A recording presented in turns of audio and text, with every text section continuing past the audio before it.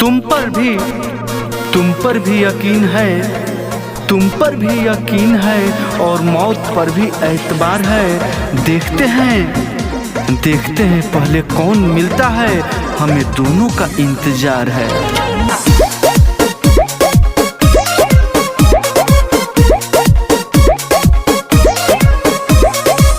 चढ़ गइल तिलक आज होता मोट कोर हो, भोरे दीवाना के तू चली जइबू छोड़ हो।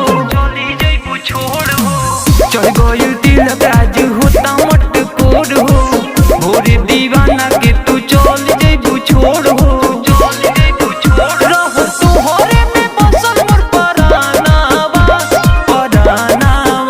लाले जोड़ा में ले जाई साजनवा।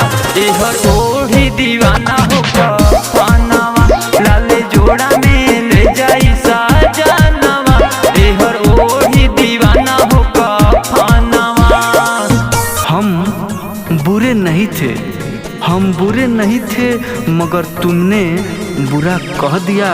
पर अब हम बुरे बन गए हैं ताकि तुम्हें कोई झूठा ना कह दे।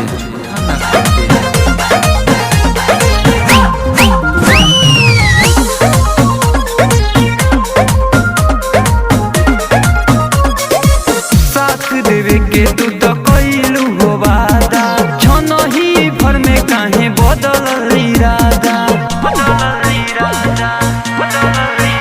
हम तो तोहरे से नहीं लगैनी, तोरा सिवा नहीं दूसरा के चाहनी। भूल गइलू बोलो कौन करानावा, लाले जोड़ा में ले जाई साजनवा। एहर ओढ़ी दीवाना हो कफनवा, लाले जोड़ा में ले जाई साजनवा। एहर ओढ़ी दीवाना हो कफनवा। दिल तो हमारा वो आज भी बहला देते हैं, दिल तो वो हमारा आज भी बहला देते हैं। फर्क है तो सिर्फ इतना, पहले हंसा देते थे अब रुला देते हैं। डोलिया के करब रथी पे इंतजार हो, आखिरी मिलन रही पहिला रहलू प्यार हो। तुगो फेंक दी है रथी पपुल हो, करिह अरजी दीवाना के कबूल हो। मिलो दीपक के माटी में सपनावा, लाले जोड़ा में ले जाई साजनवा।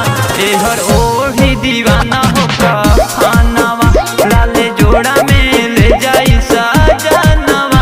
एहर ओढ़ी दीवाना हो कफनवा, ओढ़ी दीवाना हो कफनवा।